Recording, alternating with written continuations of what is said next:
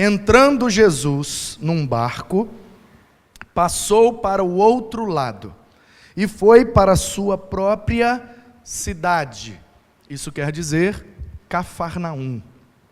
E eis que lhe trouxeram um paralítico, deitado num leito ou numa maca. Vendo-lhes a fé, ou seja, vendo a fé dos que trouxeram o paralítico, Jesus disse ao paralítico: tem bom ânimo, filho, estão perdoados os teus pecados. Mas alguns escribas diziam consigo: este blasfema. Jesus, porém, conhecendo-lhes os pensamentos, disse: por que cogitais o mal no vosso coração? Pois qual é mais fácil, dizer: estão perdoados os teus pecados, ou dizer: levanta e anda? Ora, para que saibam que o Filho do Homem tem sobre a terra autoridade para perdoar pecados, disse ao paralítico: levanta, toma o teu leito e anda, vai para a tua casa. E ele levantou-se. Levantando-se, partiu para a sua casa. Vendo isto, as multidões, possuídas de temor, glorificaram a Deus, que dera tal autoridade aos homens. Partindo Jesus dali, viu um homem chamado Mateus, que escreveu essa história que nós acabamos de ler. Ele estava sentado na coletoria de impostos, e disse-lhe: segue-me. Ele se levantou e o seguiu. Amém.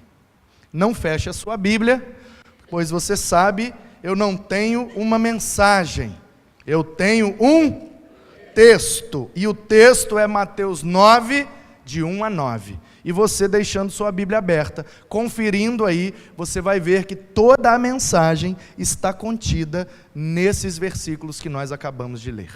Não tenho nada para te falar, a não ser expor, explicar e aplicar o que nós acabamos de ler. E esse texto é palavra de Deus, e será o alimento das nossas almas nesta noite, para a glória de Deus. Amém. Eu creio nisso. Nós estamos nessa série, Seja Jesus para Alguém. A série começou no versículo base: vendo as multidões, teve compaixão delas, porque eram como ovelhas sem pastor. E aí nós pegamos aquele trecho e vimos que Jesus andava por todas as cidades e povoados, ensinando, pregando, curando, libertando, tendo compaixão das multidões, e ele pediu aos discípulos que fizessem uma oração: que o Senhor da seara enviasse mais trabalhadores, porque eram poucos os trabalhadores para fazer a colheita.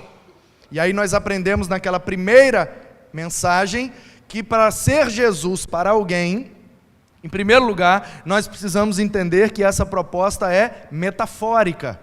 Isso aqui não é literal. É impossível eu ser Jesus para alguém. O único nesta igreja que conseguiria cumprir isso aqui de forma literal é o pai da Mireia.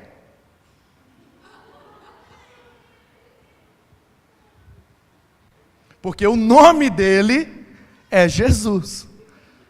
Inclusive, uns dias atrás aconteceu muito legal, na porta, eu lá embaixo despedindo dos irmãos, né, Oliveira? Oliveira já está até rindo. Aí eu estava ali despedindo dos irmãos, aí o irmão Raul veio, aí o Oliveira saindo, e foi saindo de cantinho o Jesus, que é espanhol, e na verdade a pronúncia do nome dele seria Jesus. Mas nós somos brasileiros e nós falamos Jesus mesmo. Aí ele veio saindo, e aí, ô irmão Raul, o senhor vai sozinho? Peraí que eu vou arrumar uma carona. Ele falou: não, pastor, eu vou com Jesus. Aí eu falei: ô meu irmão, vai com Jesus, Deus abençoe. Quando eu olhei, era o Jesus mesmo. Aí o Oliveira olhou para mim e falou: pastor, ele te pegou, hein? Ele estava indo com Jesus, eu achei que era o Jesus, nosso Senhor e Salvador, mas era o Jesus, pai da Mireia mesmo. Aí eu falei, vai com Jesus. Aí ele ainda repetiu o tema das crianças. O ano passado, o tema do mês das crianças. Não, ano passado foi fruto do Espírito. Do ano retrasado, ele ainda virou e falou, eu vou porque com Jesus é mais legal. Muito bom, muito bom, muito bom. Essa igreja é boa demais, né, gente? Ai, meu Deus, é muito bom, muito bom. Nós estamos sendo Jesus para alguém. E temos aprendido que podemos, de forma metafórica, de forma figurada, representar Jesus para alguém, ser instrumento de Jesus para alcançar alguém, ser talvez, numa outra metáfora, ser a luva que Jesus usa para operar. A mão que opera é a de Jesus. Mas por que nós não podemos então sermos as luvas que Ele usa para operar? Podemos ser, como nos instrui a palavra, cooperadores com Cristo na sua obra.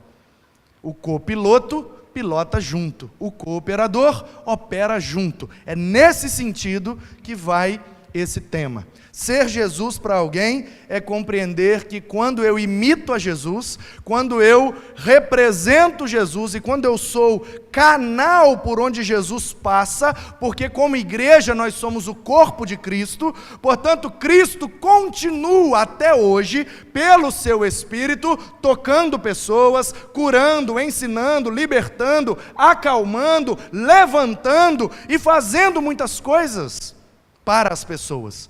Como Ele não está aqui, Ele nos escolheu para sermos o seu corpo. Portanto, nós podemos ser as mãos de Cristo que tocam as pessoas. Nós podemos ser o corpo de Cristo que abraça, que cura, que liberta, que acalma, que levanta as pessoas.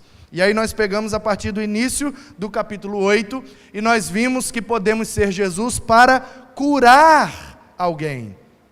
Depois nós vimos que podemos ser Jesus para acalmar alguém. Podemos ser Jesus para curar, porque Jesus curou a sogra de Pedro, Jesus curou a lepra daquele homem, Jesus curou aquelas pessoas que tinham enfermidades físicas também. E Jesus entrou num barco para ir para o outro lado, uma tempestade se levantou no mar da Galileia e Ele acalmou aquela tempestade. E nós aprendemos que podemos ser Jesus para acalmar alguém.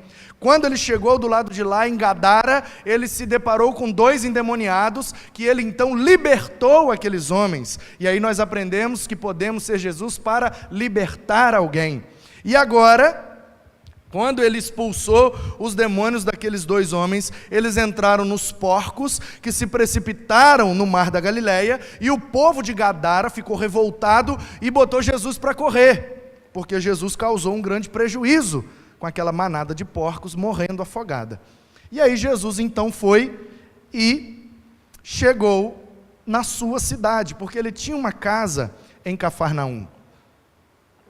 Quando ele começou o ministério, ele estava em Nazaré, mas ele foi falar lá na sinagoga e o pessoal falou, não, nós não queremos esse cara aqui não, porque ele abriu o profeta Isaías e leu aquele texto que ele era o Cristo, o Messias, o ungido, o escolhido de Deus para vir trazer libertação, perdão de pecados.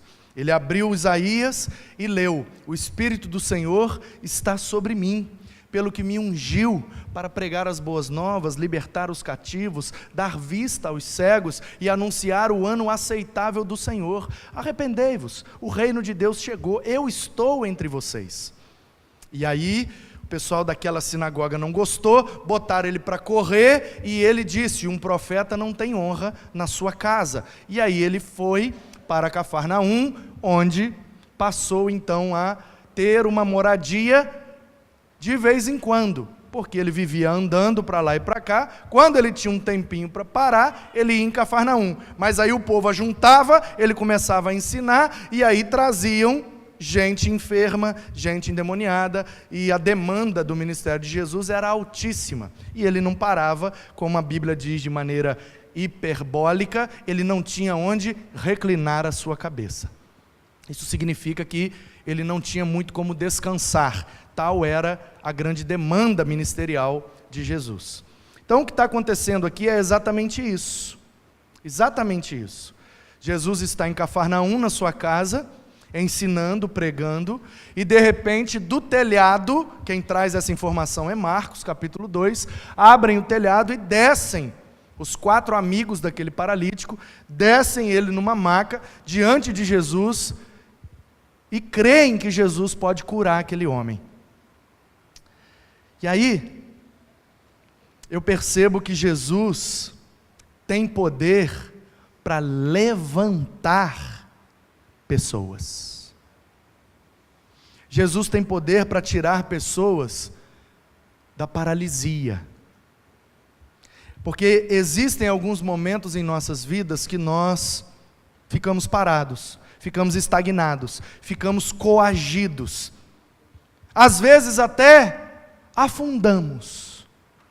E lendo um pouquinho mais adiante no Evangelho, lá no capítulo 14, a partir do verso 22, uma outra passagem onde Jesus está envolvido com o barco e mar e a Galileia. Jesus diz para os discípulos: pode entrar no barco que eu já estou indo. E ele sobe um monte e vai orar. Por volta das 3 horas da madrugada, 4ª vigília da noite, ele então desce do monte, vai atrás dos discípulos, só que o vento, diz o texto, era forte e foi empurrando o barco para dentro do mar. Jesus, vendo a distância que o barco estava da terra, usou do seu poder e andou sobre as águas. Quando ele se aproximava do barco os discípulos viram e ficaram com medo, pensando que era um fantasma. É o que o texto diz.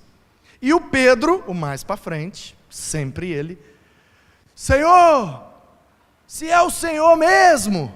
Porque aí Jesus falou: não tenho medo, não temos, sou eu, estou chegando, calma. E ele, tchau. Que doideira, né? Tem que ter muita fé, né?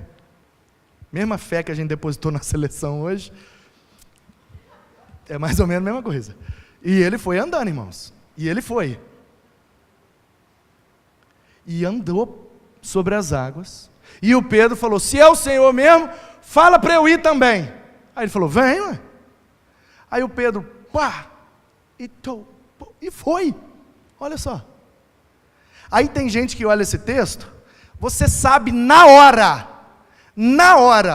se a pessoa é pessimista ou otimista. É só você ler esse texto para ela e falar: o que você entendeu? Se ela falar assim: o Pedro afundou, porque teve medo, porque não sei o quê, porque quando a gente tem medo a gente afunda, é uma pessoa pessimista. Se a pessoa lê o texto assim, olha que experiência maravilhosa que só o Pedro teve, caminhar sobre as águas, na autoridade de Jesus. Ele foi o único que viveu a experiência. Ele afundou, sim, mas ele foi o único que teve coragem, e só ele teve a experiência de andar sobre as águas. O problema é que a gente foca muito no erro, foca muito no problema, foca muito no desastre, e esquece de valorizar as coisas boas que geralmente precedem e depois sucedem um desastre. Porque depois de uma tempestade, sempre tem uma bonança, e depois da bonança, tem outra tempestade. Porque a vida é assim, uma roda gigante, né? Às vezes está em cima, às vezes está embaixo. Mas não é porque está em cima ou está embaixo que a gente deixa de curtir, porque na roda gigante, mesmo estando embaixo, é uma grande curtição, e estando em cima ou embaixo, a gente vai curtindo a viagem. Eu olho esse texto e quero perceber a grande e impactante experiência que o Pedro teve de andar sobre as águas. Aí o que aconteceu? Ele estava ali vivendo essa grande e única experiência, quando de repente o vento soprou forte. Aí o texto diz que ele, reparando o vento, sentiu medo, e aí ele afundou. Porque acontece. Às vezes a gente para de olhar para Jesus e passa a olhar os ventos. E aí vem o medo. Aí a gente afunda. Mas se mantermos os nossos olhos fitos em Jesus, autor e consumador da nossa fé, não há o que nos faça afundar. O que a gente não pode é se deixar distrair pelos ventos. Deixa o vento soprar, foca em Jesus. E rompendo em fé, se o mar não se abrir, vamos andar sobre as águas. E aí o Pedro afundou. E o que é que Jesus fez? Estendeu a mão.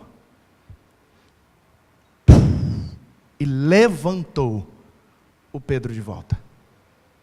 E falou: rapaz, sua fé foi pequena. Eu ia fazer uma piada, mas não quero quebrar o clima de contrição do momento. Eu ia dizer que Jesus chamou o Pedro de homem bully, que ele é um homem de pouca fé.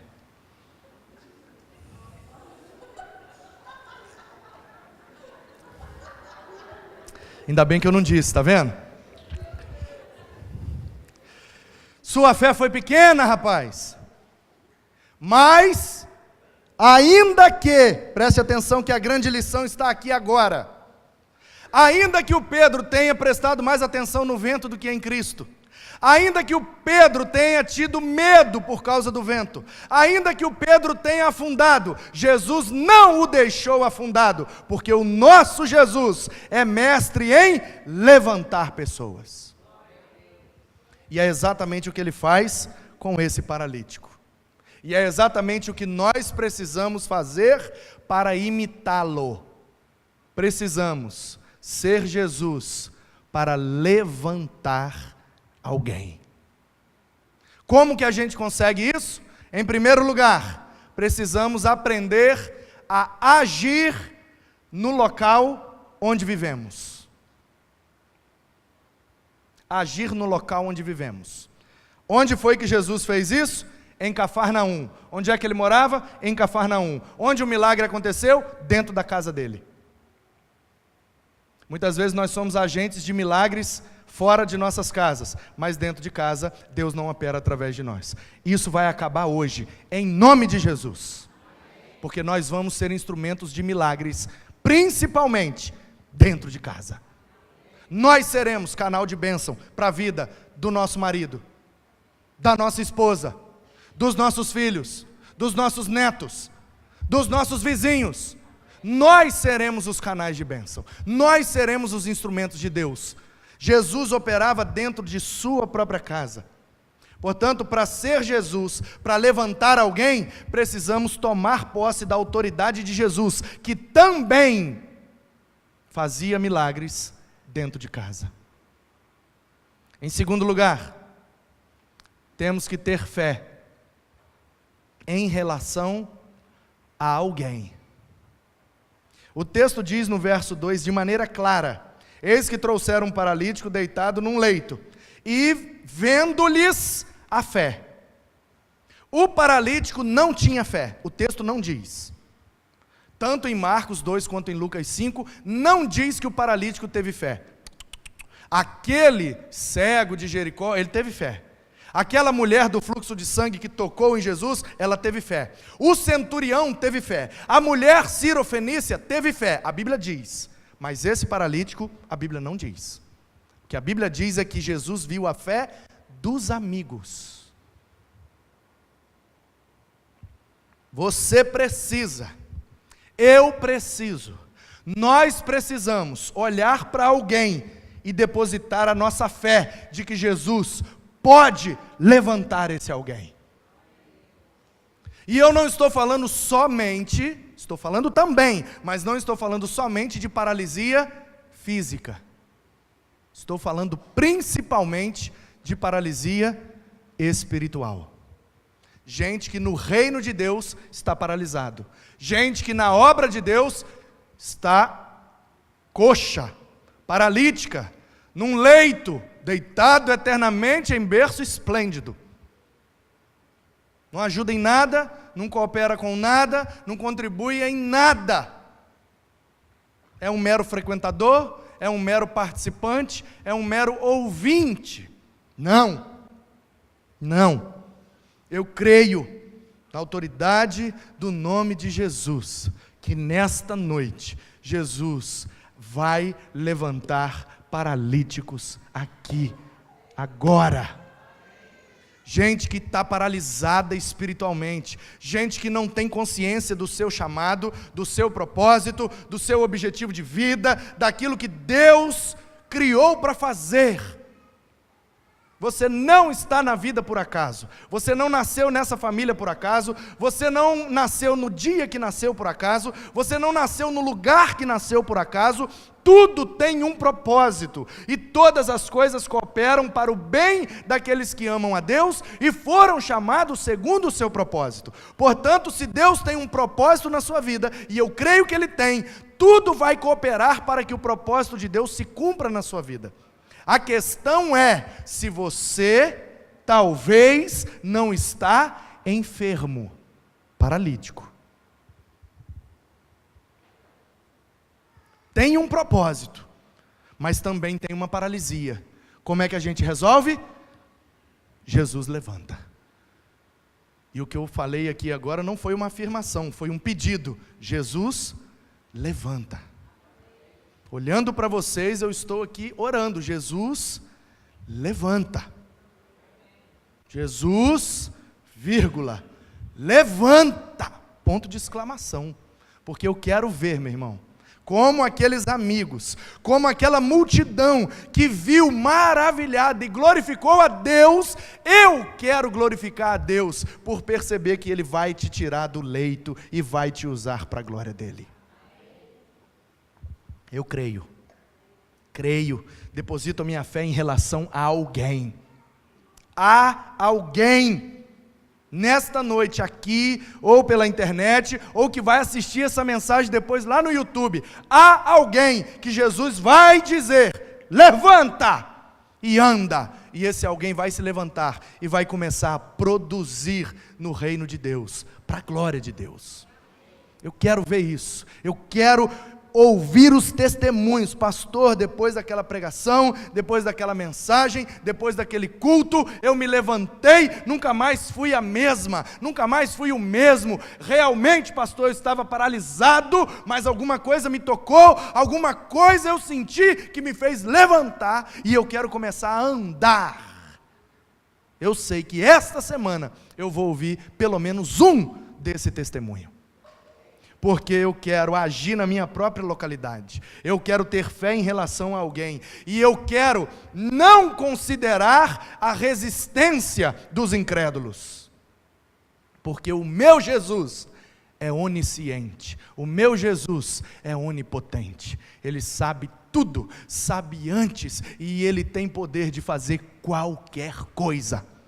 Basta que esteja na sua vontade, basta que Ele queira. Dos versos 3 a 6, diz que alguns escribas, incrédulos, estavam arrazoando com pensamentos maus acerca do milagre que Jesus iria fazer, achando que Jesus estava com blasfêmia, achando que Jesus não estava agindo segundo a vontade do Pai, achando que Jesus estava agindo, como em outras ocasiões eles demonstraram, pelo poder de Belzebu. Alguns religiosos mais empolgados e mais incrédulos em relação a Cristo, chegavam a ter a pachorra de dizer que Jesus só fazia o que fazia pelo poder do Belzebu, o líder dos demônios. Por isso que ele expulsa demônios, porque ele está fechado com o líder deles. Aí Jesus falou: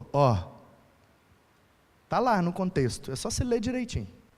Jesus falou com eles assim: olha só, vocês querem falar mal de mim? Beleza. Vocês não querem acreditar no que meu Pai está fazendo? Beleza. Vocês não querem se arrepender, se tornar discípulo e aprender comigo? Beleza. Agora não blasfema contra o Espírito não, tá?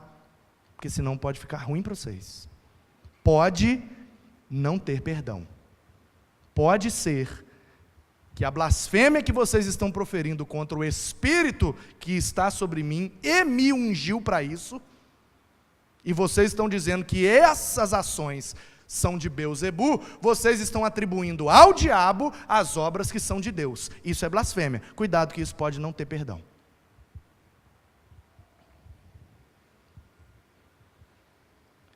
Portanto, o texto me diz que Jesus não levou em consideração a incredulidade dos escribas, mas levou em consideração a fé dos amigos. E é isso que eu quero fazer. Eu sei que tem gente incrédula. Eu sei que tem gente que olha e fala, se é Jesus para levantar alguém. Ai, pastor, vai logo. Estou doido para ver o Fantástico, ver o replay do jogo hoje. Eu já não estou muito bom, que a seleção empatou. E ainda tem uma janta para fazer, ainda tem que ajeitar umas coisas de amanhã. E amanhã eu tenho uma conta para pagar. Vai, se é Jesus levantar alguém. Amém. Acaba logo isso aí. Mas eu não me preocupo com isso. Porque eu prefiro olhar para as situações e ser otimista. Agora, por exemplo, se alguém se levantar, chateado com alguma coisa que eu falei, se levantar e sair, e eu perceber que está saindo porque ficou chateado com alguma coisa que eu falei, dentro de mim eu penso assim, está tão boa a mensagem que ele vai lá trazer mais gente para ouvir. E eu continuo pregando, com toda a motivação. Tudo depende da maneira como você olha a situação.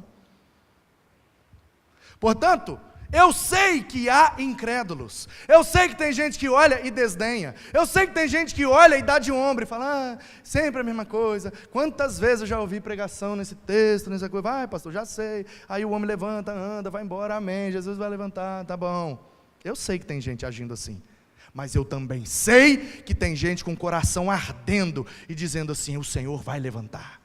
O Senhor vai levantar, o Senhor vai levantar aquela pessoa. Eu sei que tem gente aqui que já está pensando em alguém, que já está orando por alguém, que já está lembrando de alguém, dizendo assim, essa semana eu vou orar por esse alguém, eu vou ser Jesus para esse alguém, e eu tenho certeza que Jesus vai me usar e vai levantar essa pessoa. Portanto, é olhando a fé de vocês que eu estou pregando e crendo e fazendo como Jesus, não levando em consideração a incredulidade dos escribas, mas levando em autoestima a fé dos amigos, que creem que Jesus tem poder para levantar do leito.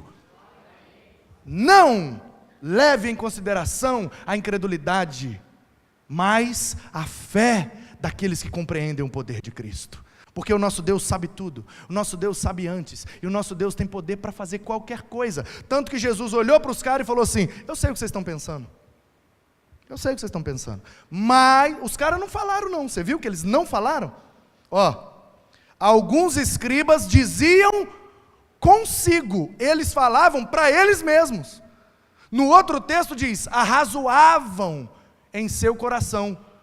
Eles estavam pensando com eles mesmos, pensando assim, que blasfêmia, hein? Olhar para um paralítico e dizer, os seus pecados estão perdoados. Quem esse cara pensa que é? Que blasfêmia. E Jesus olha para eles e fala, eu sei o que vocês estão pensando. E para que vocês saibam que eu tenho poder e autoridade para perdoar os pecados, vou fazer o que ninguém pode fazer. Menino, levanta e anda. O moço, levantou. Porque é assim que Jesus faz, Ele conhece o nosso pensamento, e para provar para os incrédulos, que é Ele que está fazendo, Ele começa a fazer coisas sobrenaturais, para que todos possam crer que é o Senhor que está fazendo. Não leve em consideração a incredulidade, muito menos a resistência dos incrédulos.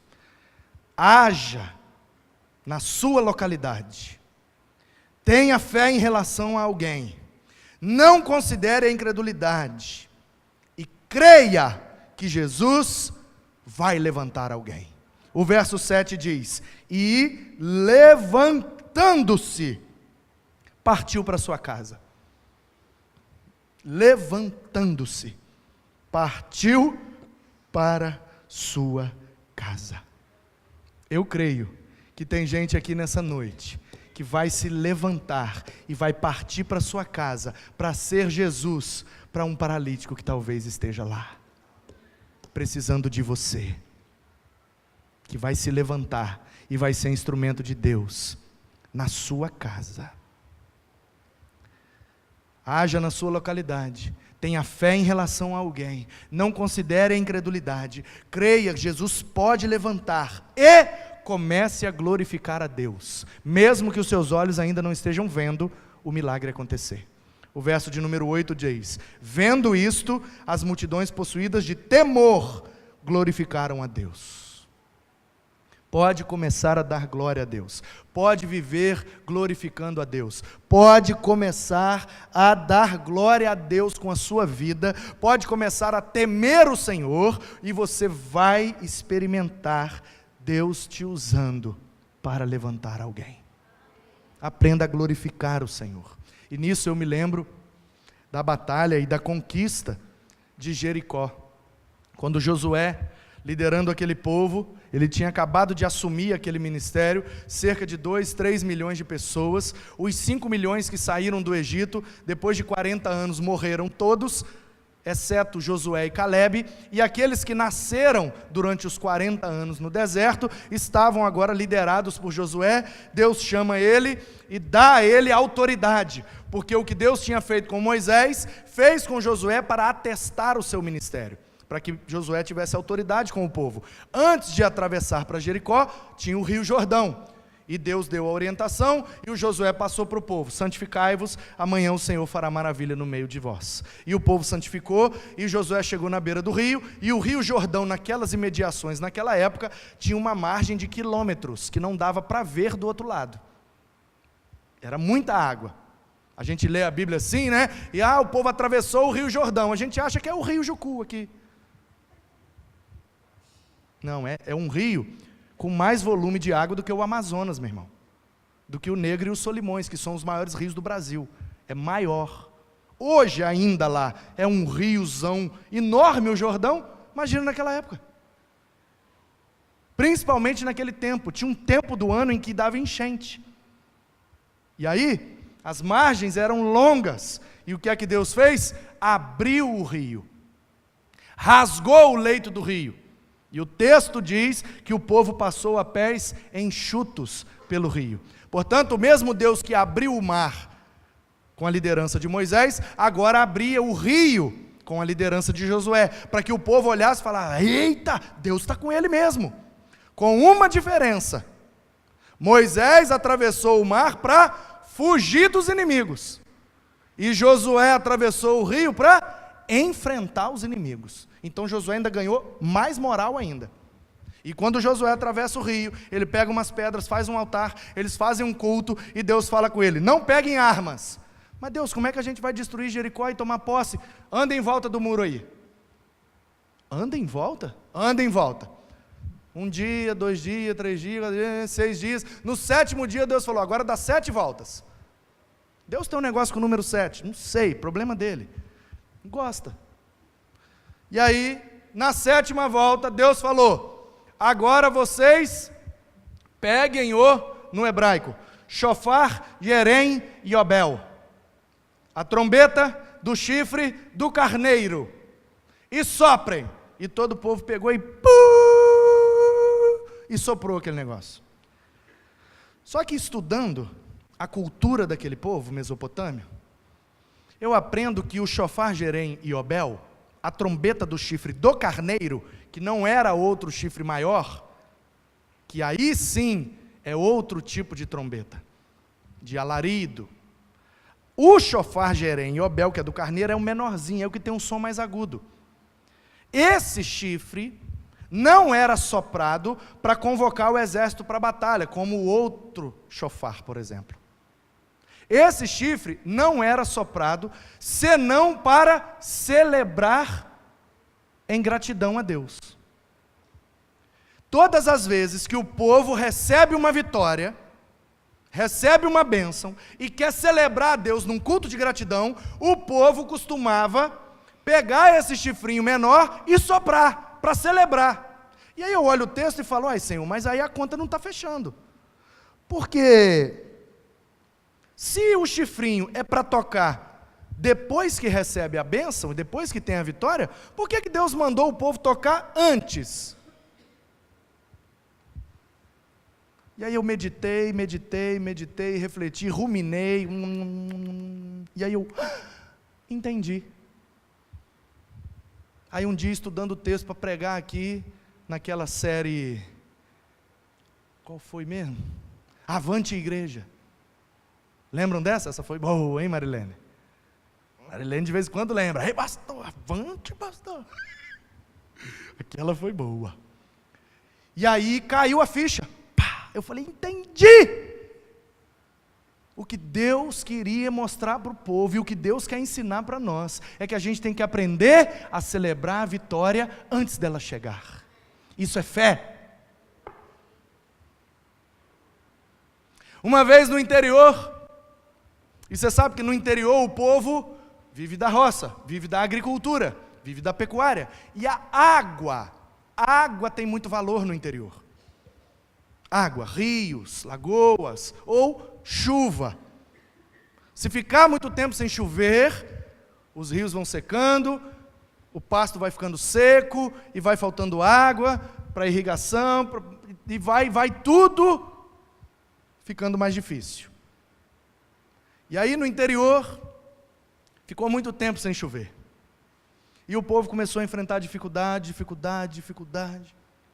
E um belo dia, num culto de oração, numa quarta-feira, o pastor disse: irmãos, eu não aguento mais ouvir reclamação de vocês sobre a seca. Nós vamos orar. Vamos orar e Deus vai mandar chuva. Nós vamos começar agora uma campanha de oração. E até domingo à noite, eu creio, Deus vai mandar chuva para nós. E o povo orou. Chegou no domingo de manhã, teve a escola bíblica, o culto era depois.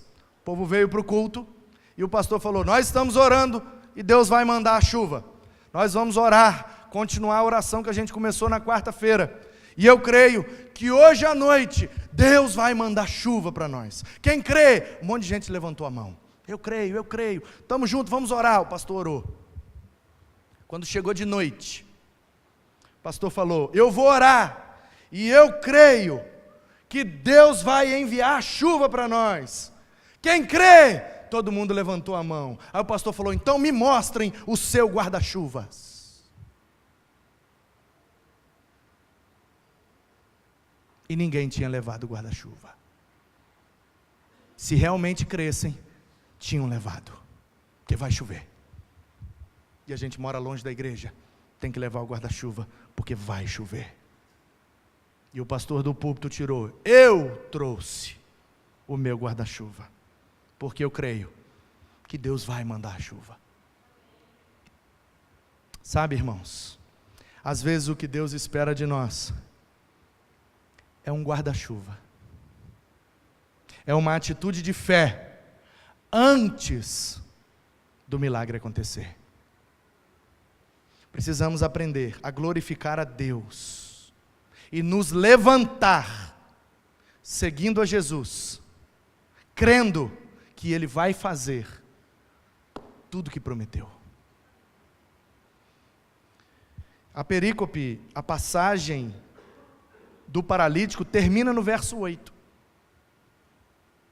Só que se você ler mais um versículo, já não é mais o mesmo contexto. Jesus curou o homem, saiu de casa e foi andando pela rua. Andando pela rua, ele chegou no lugar onde se coletavam os impostos. E ali tinha um publicano, cujo nome era Levi. Num outro texto, Marcos 2 também, Lucas 5, na continuação, a gente vê que o nome desse cara era Levi. E Jesus trocou o nome dele de Levi para Matsiahu, que transliterado para o português fica Mateus. Como o Simão virou Pedro, e assim sucessivamente. E aí o versículo 9 diz: partindo Jesus dali, aí ele saiu de casa e foi andando. Viu um homem chamado Mateus, aí o Mateus já bota que o nome dele é Mateus mesmo, que é ele que está escrevendo. Quando os outros vão escrever, bota, não, o nome dele era Levi, depois que o Jesus mudou para o Mateus. Ele estava sentado na coletoria e disse-lhe: segue-me. Ele se levantou e foi. Você já parou para pensar nisso aqui? O que é que Jesus fez para convencer Mateus de segui-lo, de imitá-lo, de se tornar um discípulo dele? Só disse: levanta e vem. Portanto, o que é que você precisa para ser um instrumento de Deus na vida de alguém, para levantar alguém? Você precisa fazer o que o Mateus fez: se levantar, seguir Jesus e fazer o que ele mandar. E se ele mandar, pode fazer, ele vai cumprir. Ele não é homem para mentir, nem filho do homem para se arrepender. E que o poder do Espírito Santo nos faça levantadores de pessoas. Amém.